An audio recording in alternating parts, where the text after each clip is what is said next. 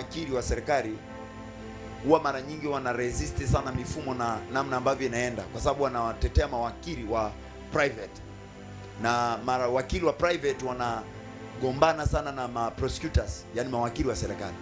Sawa sawa. And sasa siku moja akawa yuko invited Paris, akaenda wakati nchi iko hot. Alipoenda pale, lile tabasamu nililoliona mimi mwenyewe nilikuwa nashangaa, oh my god, huyu ndo anayemsemaga hivi mheshimiwa rais, lakini yuko mbele ya rais. Yani nakwambia anafurahi, anacheka, anaongea pale, mikono iko mwaumu. Listen to me, anajua akiongea chochote kisicho, mfalme akakasirika, geti la ikulu liko mbali sana. Hamjanielewa nyewe watu. Kwa sababu if president yuko hapa, mpaka we ufike pale mlangoni. I remember Rais Ruto alikuwa anahutubia very recently, and akaja kijana mmoja sasa aka anataka kumvaa rais. Ndio nikaja nikagundua wale PSU sio watu wa kawaida. Kuna mtu alitoka alipita naye kama upepo piu, yani hata kumgusa hata kashati. Mwingine alimrushia rais kiatu. Kile kiatu kinapofika kwa rais, yeye mwenyewe yuko chini, sio, unanielewa? Yani ni ile kile kinafika kule, he's already down. So bwana, turudi kwenye story yetu ya Magogoni. Sasa nikaona yule mtu anacheka, nikagundua now this man understands power. Yule mtu ni wakili, anajua the power of the president. Watu wa Mungu, awe ni Trump au Trumpa, ana uwezo wa kufanya chochote na una cha kumfanya. Nyinyi mnasema kwamba hapa hatufuati sheria au viongozi hapa hawafuati sheria. Rais ameuza makombora Israeli bila kupitisha sheria bungeni au bila bunge kujadili, na hawana cha kumfanya. Watamwimpeach na impeachment atashinda.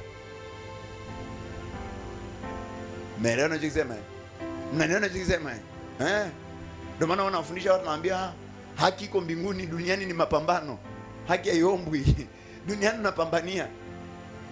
Hao wanaosema sisi tunakosea, wao wanafanya makosa kibao. Hivi jamani, hivi nyewe mmetafakari mtu anawaambia raia wa nchi nyingine wasitoke nje? Hivi nyewe mnaona ni jambo la kawaida? Wameenda kumkamata Maduro. Wanawaambia ndani ya rais hivi fikiria jamani, rais wako anakamatwa na rais mwingine. Maduro ndo alivyokamatwa, simple like that. Nao ndo wanaotetea haki za binadamu, ndo wanaofadhili hera na unafikiri watakutendea haki. Ndio maana anafadhili hivyo na anaeneza ushoga. Wameenda kumkamata Almancho kama kaku. So this what I am telling you now, usipopata kibali mbele ya rais utakuwaje na amani? You can't be peaceful. Na wafalme wao walikuwa na adhabu moja. Kulikuwa na mashimo. Magereza ya zamani yalikuwa sio kama leo.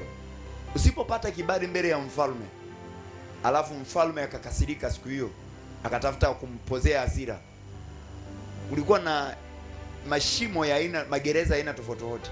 Sasa kulikuwa na magereza kama lile ambalo alitupwaga Danieli. Lile lilikuwa ni gereza ambalo ndani ya hilo shimo kuna nini? Simba. Kuna simba. Lile lilikuwa ni gereza.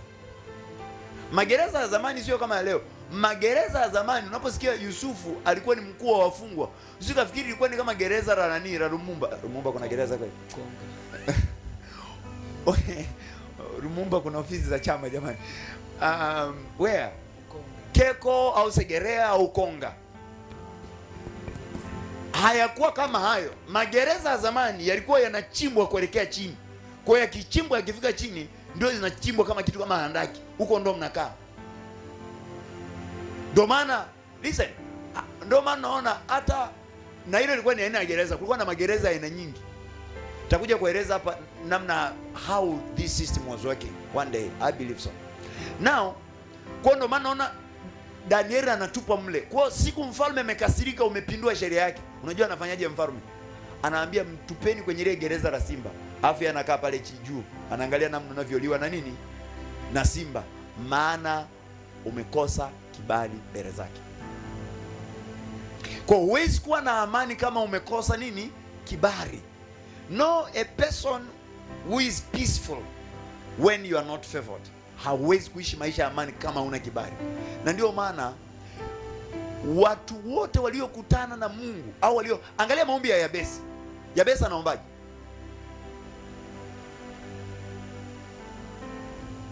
Amesha hiyo. Usiondoe hilo andiko hapo.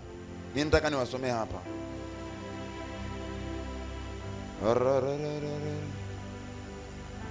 Natamani niku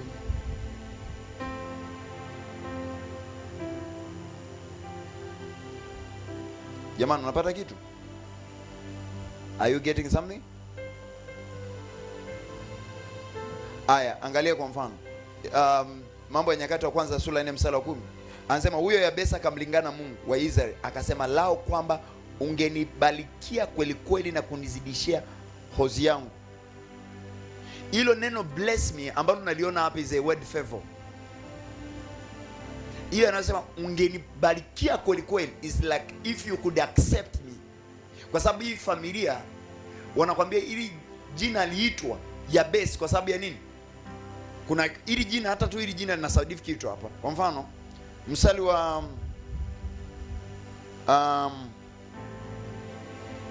anasema aliitwa Yabesi kwa sababu alizaliwa kwa huzuni. Kwa jina Yabesi ni kwa sababu alizaliwa kwa huzuni. So think like this person now.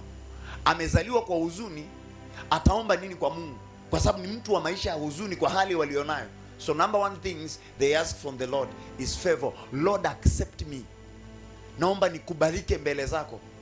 Nikubali, niridhie. Haleluya. Haleluya. Kwa sababu favor ni ya muhimu sana. Hata usipopata kibali mbele za Mungu, hebu fikiria. Angalia Kaini ambaye hakupata kibali mbele za Mungu. What happened to him? Hakuwa na amani Kaini. Akasema kwa aina hii ya maisha ambayo umenipa ni magumu mno kuisha. I will be vagabond and fugitive. It's very hard to live. Rudisha hilo andiko la Danieli. So you see, mtu akiwa na kibali atakuwa na nini? Na amani. Asipokuwa na kibali atakuwa na nini? Hana amani. Na ndio maana unaona Yesu pamoja na uungu wake kushuka kutoka mbinguni, bado Biblia inasema naye Yesu akazidi kukua katika hekima na kimo, akimpendeza Mungu na wanadamu. Lile neno kupendeza kwa tafsiri halisi inaitwa ni favor, ni kibali. And Jesus continued to increase in favor and stature. Pale neno litumika ni favor and stature. Aya, anasema mtu upendwaye sana usiogope, amani na iwe kwako, uwe na nguvu. You see, mtu mwenye kibali ni mtu mwenye nguvu.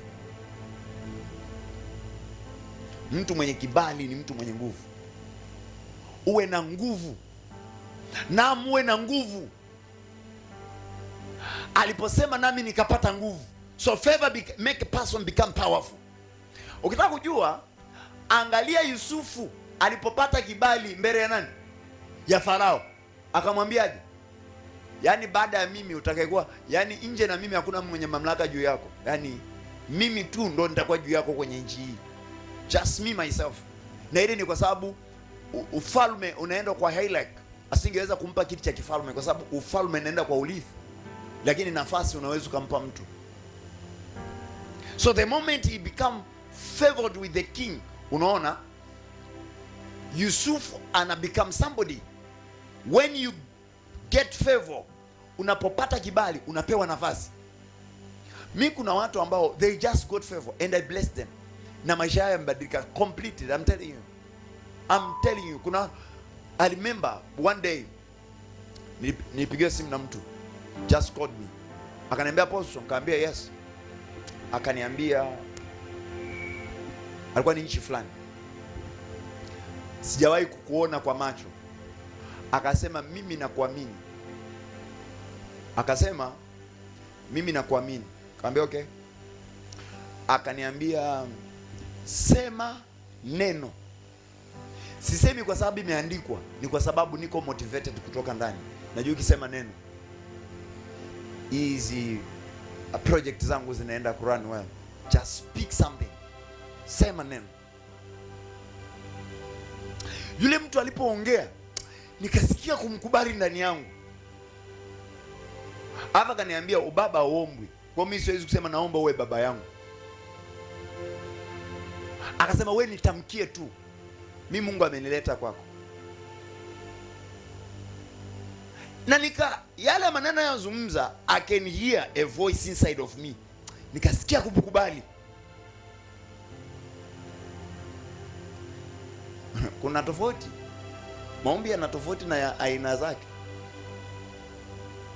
Inabidi uanze kujitafakari mara mbili neno utakalofuata. Mchungaji akianza kusema Mungu uliyenitokea, sema amina. Haleluya.